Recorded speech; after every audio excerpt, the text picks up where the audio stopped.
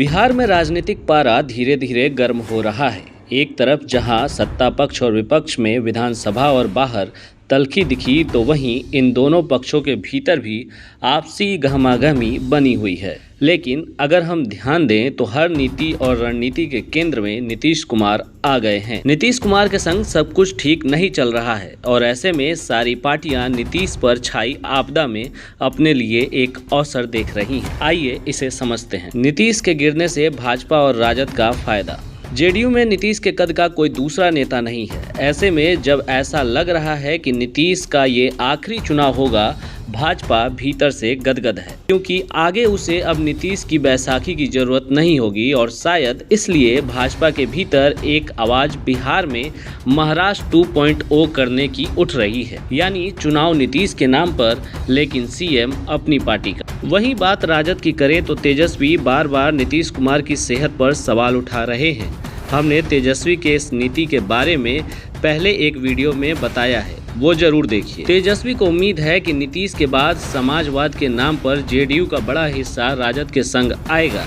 ऐसे में MY समीकरण को मजबूती मिलने के साथ ही कुशवाहा कुर्मी वोट, जिसका सफल परीक्षण लोकसभा में राजद ने किया, वो भी एक मुश्त तेजस्वी की झोली में आ जाएगा। शायद इसलिए भी तेजस्वी और राबड़ी देवी नीतीश के बेटे निशांत का राजनीति में वेलकम करते दिख रहे हैं। दिमाग ही खराब है उनका, इसलिए कहते हैं इस्तीफा करिए, बेटा को बनाइए। कांग्रेस और जनसुराज की खाली जगह पर नजर। नीतीश ने अपनी राजनीति लौकुश वोट के साथ ही महिला, सवर्ण और मुस्लिम वोट के मिश्रण से बनाई है। साथ ही उन्होंने महादलित नाम से एक अलग वोट बैंक भी तैयार किया, यानी नीतीश बिहार में एक मध्यम मार्ग यानी सेकुलर छवि के नेता हैं।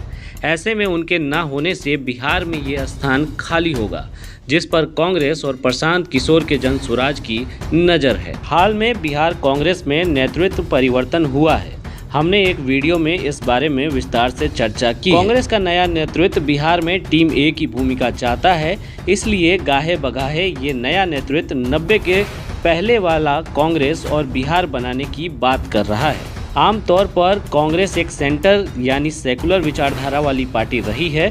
ऐसे में नीतीश के बाद जो जगह खाली हो रही है, उस पर कांग्रेस की नज़र है। कांग्रेस को नीतीश के पतन में अपना पुराना चरमोत्कर्ष दिख रहा है।